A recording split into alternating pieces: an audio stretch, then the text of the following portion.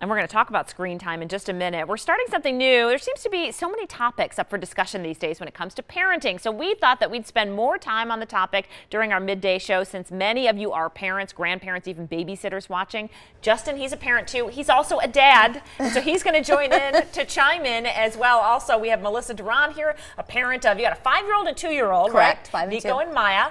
And then also joining us, we have Stephanie Ryder, and you're a parent of a 10-year-old and an 8-year-old and a 4-year-old. Oh, wow, hands full. That is hands full. We're deep. Oh my goodness. Yeah, you are. Well, listen, a hot topic that we actually put up on our Facebook is about spanking. I didn't even realize, because I'm not a parent, how much discussion this can generate. And we put up a poll saying that we have, some parents in our studio, and we wanted to talk about spanking. Do you think it's a good way to discipline your child? And right now, this poll actually sits at 79% saying yes, that it works. And we were talking a little bit about this, Justin, and you said it was something that you and your wife, you really read up on and investigated before you. Yeah, because had the experts basically say, don't do it. Right. And I'm not an expert in brain chemistry, but if that's what the experts are saying, also, I'm always surprised at the blowback that folks who sort of say, no, we don't spank, we try to do things differently, timeouts, etc. Like, people that spank really own that, or people that were spanked as children say, I got spanked, I turned out fine. Listen, I'm not going to lie, the wooden spoon came out for me over and over. Yeah, and there was a threat in the Bruce household. Yeah, for sure. And I did want to mention the American Academy of Pediatrics, they did update their stance on this, even more so than ever. Overwhelmingly, they say that you shouldn't do it. And so people chiming in on our Facebook, a lot of people saying, you know what, as a last resort, but they take all their stuff away first before they spank. Somebody said it does make a difference. We've got folks saying one thing that annoys me about parenting topics is that it really, people assume that all kids are the same, and that it kind of depends. How do you guys feel? Well, I'm going to get a lot of, I spank. Yeah. We spank when it's warranted. Sure. We do other things first. We do timeouts. We do take away toys, take away, Right. A TV show. But when it comes down to it, if it's really, really bad, I do believe in spanking. Now, I think there's a difference in people's heads between spanking and beating. Right. This is not a beating. No, it's not just a beating. little on the behind. Okay. Let you know that it's not acceptable the way you're acting. Yeah, interesting. And you changed your kind of theory on this, I believe, Yeah, right? so I guess I'm not against spanking, because when my kids were younger, like, I spanked them, but I guess it's kind of like what you were saying. I'm not beating them. But to me, when the kids were younger, it doesn't take a lot for them to be they have more emotional stress about it than they do the physical pain. true. Sure. So it's like, I feel like, when you're spanking and it's like small things like that when they're young, then you don't have to beat your children whenever Right. they're older. They understand.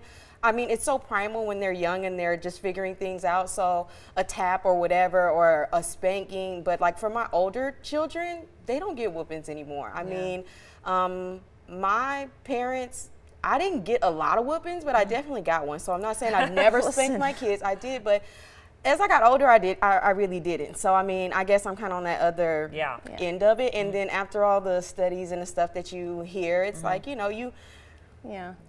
I got the belt, I got the spoon, I got the chancla or the sandal to the back of the behind. I don't do that with my children, but I find that actually for my 5-year-old and my 2-year-old are more worried about embarrassment in front. So if I scold them in a public place, that seems to work better almost than spanking. And like you said, all kids are different. They are. And I just, we're going to switch topics, but I appreciate people chiming in on Facebook. Jeffrey Hansen said, it sounds really bad, but your kids have to have some sort of fear. And then Stacy Michelle, she says, I was brought up with spankings and I didn't respect my parents. I actually feared them. So it's interesting everyone's take on this topic. It's definitely a hot one. Okay, let's move on to screen time, because as we mentioned, Diane Sawyer doing this big story on 2020. The fact about grown-ups and phones was really interesting. Apparently, on average, we unlock our phones, us parents, us adults, 80 times a day. Can you believe it? The American Academy of Pediatrics recommends that kids under 18 months should avoid screens entirely, with the occasional exception of a few minutes of maybe FaceTime with family. And so how do you... I mean, it's tough. We were very stringent. We have a 1-year-old and now a 4-year-old. And when we only had one kid, we were very strict. Like, literally, don't even turn the TV on if Hank is in the room until,